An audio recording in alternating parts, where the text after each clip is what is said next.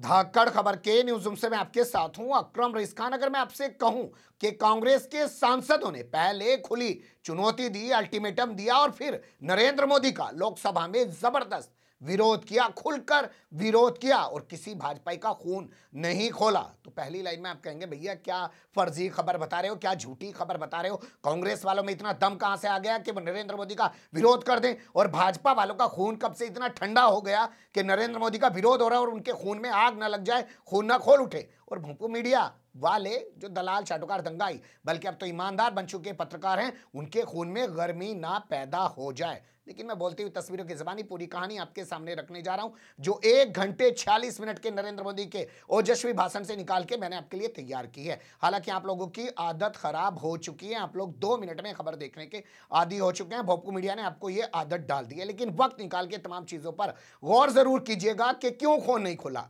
क्या वाकई में ये भाजपा की रणनीति का हिस्सा था और इसी रणनीति के तहत कांग्रेस के सांसदों को बार बार उकसाया जा रहा था, या कांग्रेस पार्टी में बार बार टारगेट किया जा रहा था ताकि नरेंद्र मोदी अपने ओजस्वी भाषण को रोचक और मनोरंजक बना सकें? क्योंकि भाषण भी आजकल मनोरंजन का एक साधन बन के रह गया है, चाहे संसद के अंदर हो चाहे संसद के बाहर हो, भाषा एक जैसी हो गई है। कैसे कैसे तस्वीरें उभर के सामने आई हैं, कुछ क्लिप्स निकाले हैं, उनके जरिए आपके सामने रखने की कोशिश करूंगा। लेकिन सबसे पहले आपको वीडियो देखना चाहिए। जब राहुल गांधी का भाजपाइयों ने विरोध किया तो कांग्रेसियों ने खड़े होकर कहा, ए बैठ जा बैठ जा बैठ जा, इस अंदाज में बात की। और इसके अलावा यह तक बोला कि अगर हमारे नेता का विरोध करोगे तो हम भी तुम्हारे नेता को बोलने नहीं देंगे। पहले वो वीडियो आपको देखना चाहिए। Please listen to what I am saying.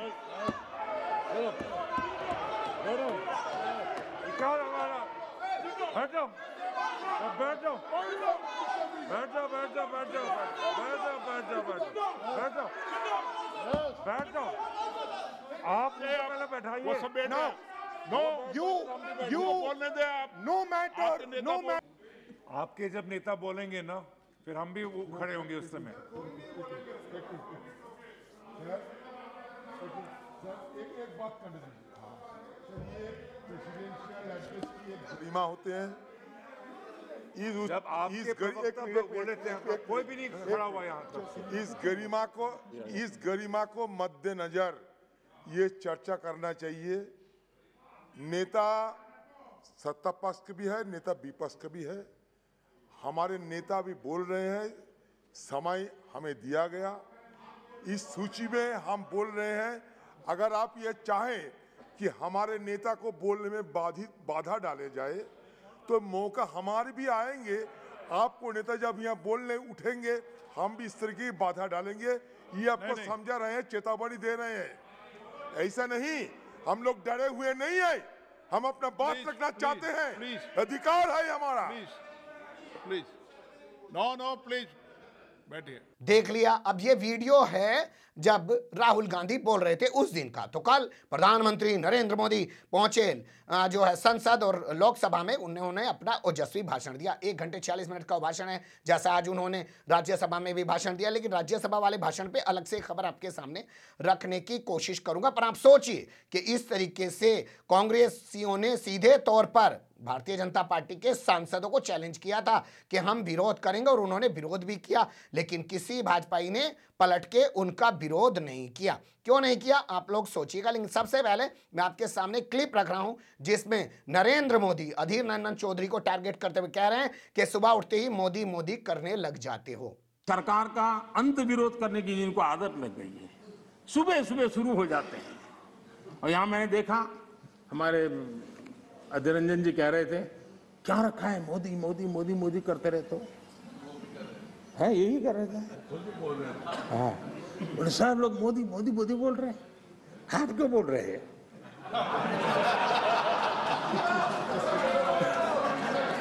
आप लोग सुबह सुबह होते ही शुरू हो जाते हैं। एक पल आप लोग एक पल मोदी के बिना नहीं बिता सकते। अरे मोदी तो आपकी प्राण शक्ति है। मोदी जी प्रधानमंत्री, इसलिए मोदी जी का नाम तो करना ही पड़ेगा।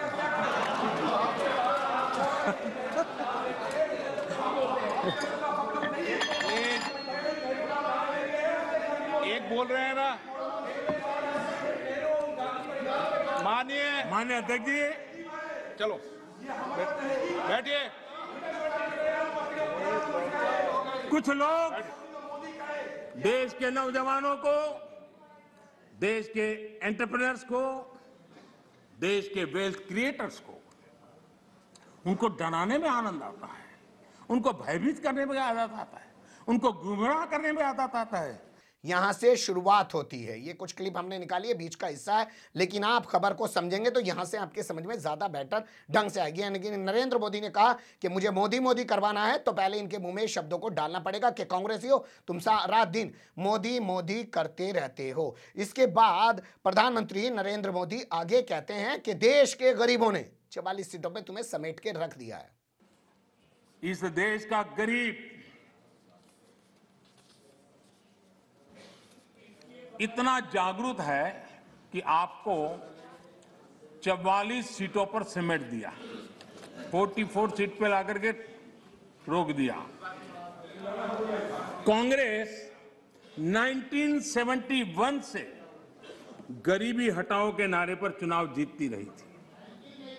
40 साल बाद गरीबी तो हटी नहीं, लेकिन कांग्रेस सरकार ने नई परिभाषा दे दी।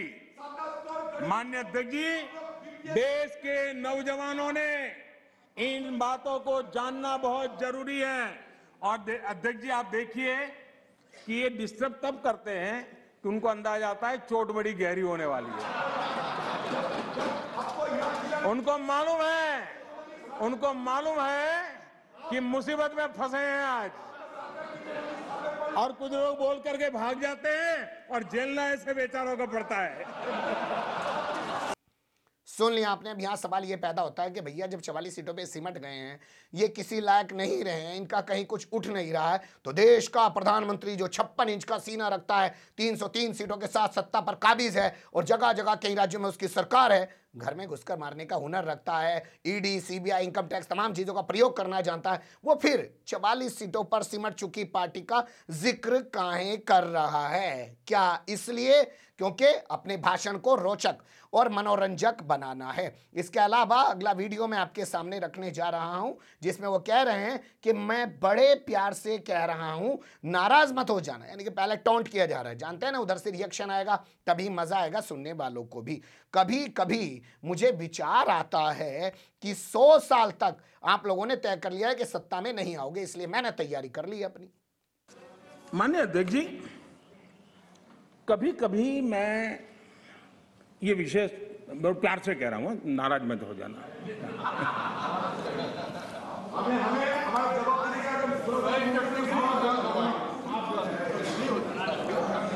मुझे कभी कभी माननीय अध्यक्ष जी ये विचार आता है, उनके बयानों से, उनके कार्यक्रमों से, उनके कर्तृत्व से, जिस प्रकार से आप बोलते हैं, जिस प्रकार से मुद्दों से जुड़ते हैं, ऐसा लगता है कि आपने मन बना लिया है कि 100 साल तक सत्ता में नहीं आना है।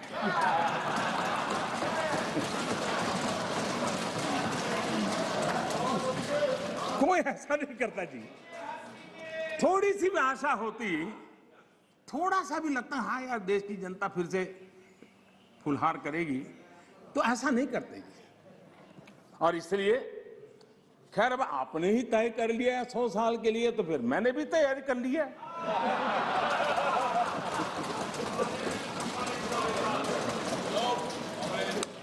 सुन लिया। यानी एक एक चीज को जब आप गौर करते चलेंगे तो आपको लगेगा कि अपने भाषण को नरेंद्र मोदी ने बहुत ही ढंग से तैयार किया, इसीलिए किसी भी भाजपाई ने, किसी भी कांग्रेसी का जो जबरदस्त हंगामा कर रहे हैं, विरोध कर रहे हैं, उनका कोई विरोध नहीं किया। वरना आप जानते ही हैं, ट्विटर पे 2 लाइन लिख दीजिए, फेसबुक पे 2 लाइन लिख दीजिए, दिल्ली में तो पोस्टर लगा दिए थे कि हमारे हिस्से की ऑक्सीजन जो है इन्होंने विदेश में भेज दी, या हमारे हिस्से की जो है वैक्सीन जो है विदेश में भेज दी, जेल में उठा कर डाल दिए गए थे उन लोगों को। और इतना ज़बरदस्त विरोध हो रहा है, कोई हंगामा नहीं हो रहा है। आगे लेके चलते हैं, जिसमें कहा कि गरिमा की बात मत करिए, आपने गरिमा गिरा दी है, इसलिए मुझे जवाब देने के लिए मजबूर होना पड़ रहा है। सुन लीजिए। तमिलनाडु के लोगों ने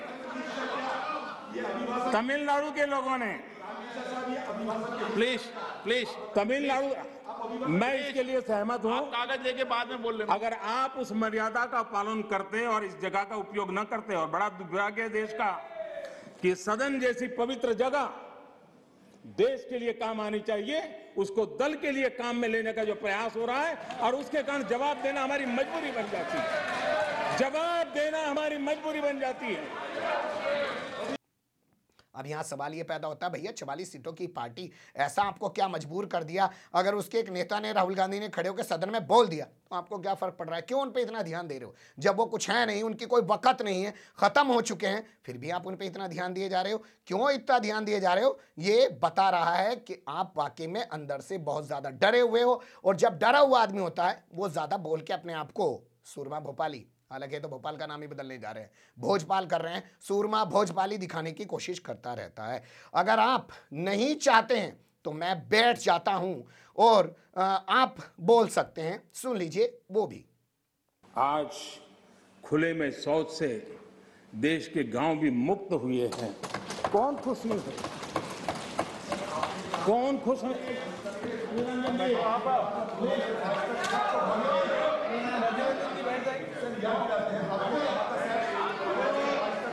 तरीका ठीक नहीं है।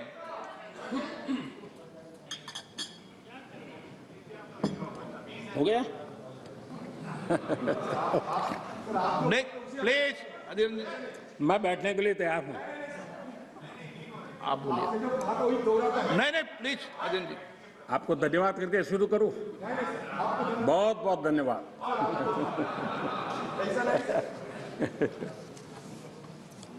आपका प्यार अजरा अमर रहे।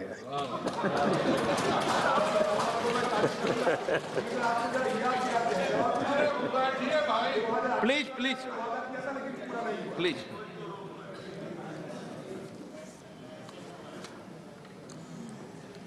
आजादी के इतने सालों के बाद देखा किस तरीके से हर एंगल अपनाया है, सिर्फ पूरे मामले को, पूरे भाषण को रोचक और मनोरंजक बनाने के लिए। इसके अलावा कुछ फर्क नहीं पड़ता है किसी भी चीज पर। आगे देखिए, कहते हैं दादा को बीच बीच में बोलने दीजिए, उनको बोलना चाहिए, ये अच्छे लीडर हैं, क्योंकि ये कभी कभी ना बचपन में चले जाते हैं। कैसे मजाक उड़ाया जा रहा है। हमारी माताएं बहनें, उनका पूरा प्लीज प्लीज दादा प्लीज बैठिए।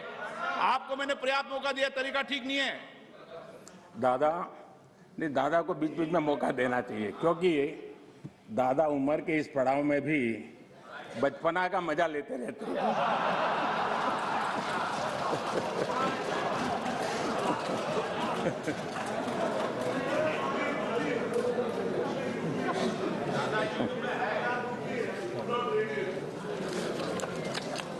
आज गरीब का बैंक में अपना खाता हो। देख रहे हैं, कुल मिला के टारगेट पूरी तरह किया गया है। इसके अलावा कुछ भी पूरे भाषण में नहीं है। पूरा भाषण आप सुन लेंगे तो आपको लगेगा कि रणनीति का हिस्सा है, इसीलिए नरेंद्र मोदी के पीछे बैठे हुए तमाम भाजपाई जो है खामोश है। अधीर रंजन जो हैं बहुत सारे शेर सुनाते हैं, तो मैं भी एक शेर सुना देता हूं, सुन लीजिए वो भी। इस बार अधीर रंजन जी बहुत सारे शेर सुना रहे थे। चलिए मौका मैं भी ले लूं। और जब अहंकार की बात मैं कर रहा हूं तब तो मुझे कहना ही पड़ेगा, वो जब दिन को रात कहें तो तुरंत मान जाओ। वो जब दिन को रात कहें तो तुरंत मान जाओ। नहीं मानोगे तो वो दिन में नकाब ओढ़ लेंगे। 2 करोड़ की जरूरत हुई, रोजगार के बारे में बात कीजिए। जरूरत हुई प्लीज आप जरूरत हुई तो हकीकत को थोड़ा बहुत मरोड़ लेंगे। वो मगरूर है, खुद की समझ पर बेइंतहा।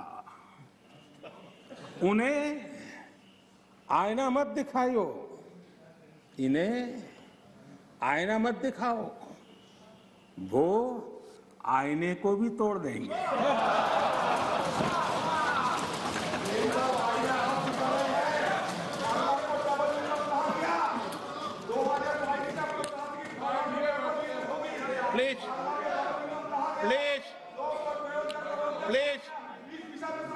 Please please. आदरणीय अध्यक्ष जी, कुल मिला के सारी कहानी बताने का मतलब यह है कि तमाम उकसाने की कोशिश की, तमाम भड़काने की कोशिश की और कांग्रेस वाले जो है भड़कते भी रहे और रिएक्शन भी देते रहे। बेहतर होता कि वो लोग खामोश बैठे रहते और खामोश रहकर नरेंद्र मोदी को एक तरफा बोलने देते, तो उनका ये भाषण जो इतना रोचक बन गया, मनोरंजक बन गया, हवा हवाई हमेशा की तरह, वो नहीं बन पाता। छोटे किसानों के दुश्मन हैं कांग्रेस वाले, इनके अंदर छोटे किसानों के प्रति नफरत भरी हुई है। मैं कभी कभी सोचता हूं, जो लोग जड़ों से कटे हुए लोग हैं, 2-2, 4-4 पीढ़ी से महलों में बैठने की आदत हो गई है, वो देश के छोटे किसानों की क्या समस्या है वो समझ ही नहीं पाए। उनके अगल बगल में जिन किसानों की उनकी पहुंच थी, उससे आगे देख नहीं पाए हैं।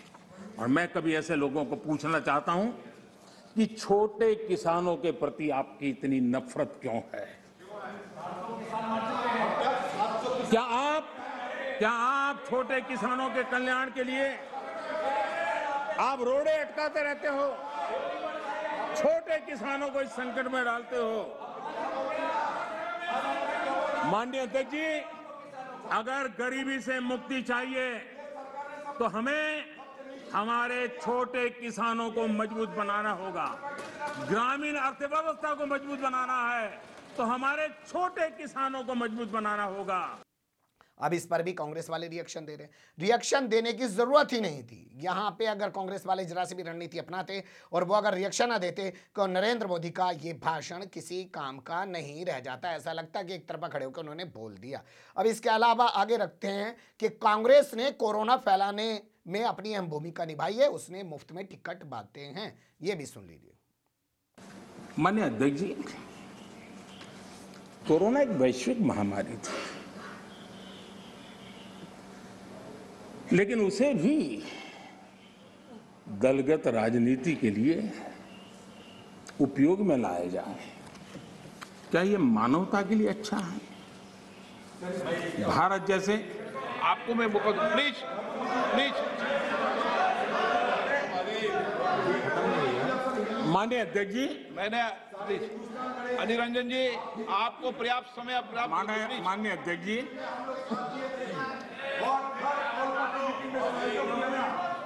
Please please. माननीय अध्यक्ष जी, मैंने तो किसी का नाम नहीं दिया।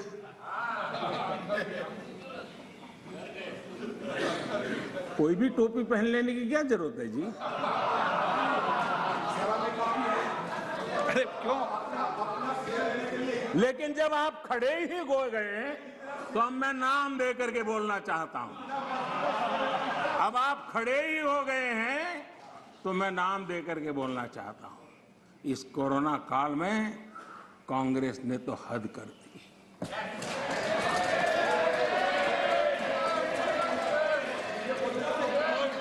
पहली लहर के दौरान, मौका दूंगा आपको, प्लीज।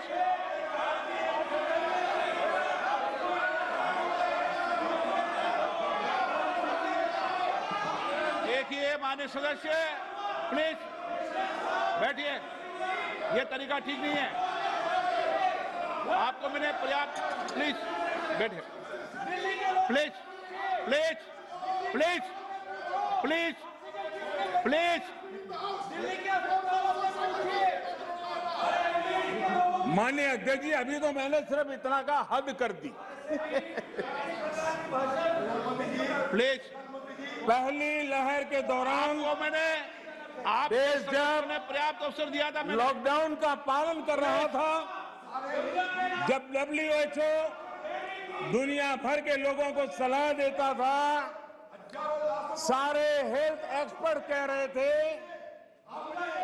कि जो जहां है वहीं पर रुके।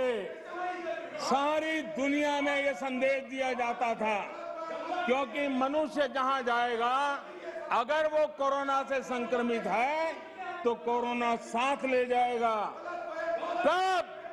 तब कांग्रेस के लोगों ने क्या किया? मुंबई के रेलवे स्टेशन पर खड़े रह करके मुंबई छोड़कर जाने के लिए प्रोत्साहित करने के लिए मुंबई में श्रमिकों को टिकट दिया गया, मुफ्त में टिकट दिया गया, लोगों को प्रेरित किया गया कि जाओ महाराष्ट्र में हमारे पर जो बोझ है वो जरा कम हो, और जाओ तुम उत्तर प्रदेश के हो, तुम बिहार के हो, जाओ वहां कोरोना फैलाओ। आपने ये बहुत बड़ा पाप किया, अफरा तफरी का माहौल खड़ा कर दिया।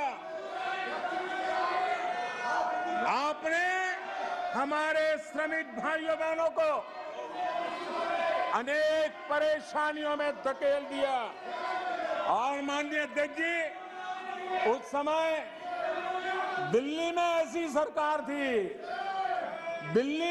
सरकार थी जो है, उस सरकार ने तो जीप पर माइक बांध करके दिल्ली की झुग्गी झोपड़ी में गाड़ी घुमा करके लोगों को कहा संकट बड़ा है, भागो, गांव जाओ, घर जाओ, और दिल्ली से जाने के लिए बसें दी, आधे रास्ते छोड़ दिया और श्रमिकों को लिए अनेक मुसीबतें पैदा की।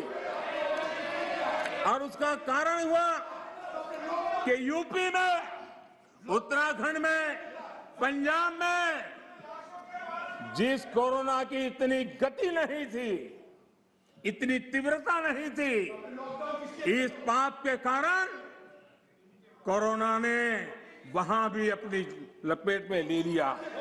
भैया, जब कांग्रेस की आज कोई वक़्त नहीं रह गई है, कितनी बड़ी पार्टी है, तमाम कोशिशें करने के बाद सत्ता में तो आ नहीं पा रही है वो, 44 से 50 सीटें पार करके 55 तक पहुंची है वो, ये उसकी औकात आपकी नज़र में रह गई है, और वो आपके खिलाफ इतना बड़ा बड़ा षड्यंत्र कर रही है। काहे नहीं जेल में डाल देते हो जी उठा के, काहे नहीं उसके खिलाफ ठोस एक्शन ले लेते हो? तो ये तमाम जो बातें हैं जो कही जा रही हैं, ये कई सारे सवालों को जन्म दे रही हैं। आगे वो कहते हैं कि मेक इन इंडिया का जिक्र करते हुए कि मैं जानता हूं कि कितना दर्द दे रही है आप लोगों को मेक इन इंडिया।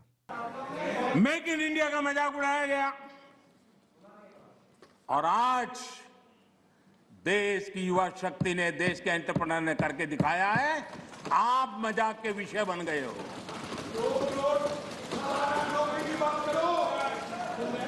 और मेक इन इंडिया की सफलता आप लोगों को कितना दर्द दे रही है, ये मैं भली भांति समझ पा रहा हूं।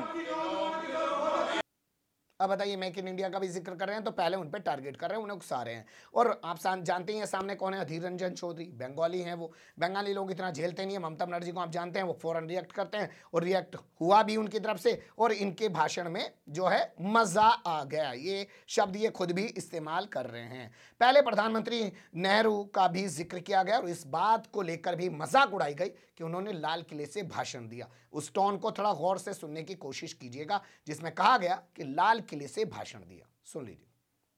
ऐसे महंगाई पर कांग्रेस के राज में पंडित नेहरू जी ने लाल किले से क्या कहा, वो जरा आपको मैं बताना चाहता हूं। पंडित नेहरू देश के पहले प्रधानमंत्री लाल किले से बोल रहे हैं। देखिए, आपकी इच्छा रहती है ना, मैं पंडित जी का नाम नहीं बोलता हूं, आज मैं बार बार बोलने वाला हूं। आज तो नेहरू जी ही नेहरू जी।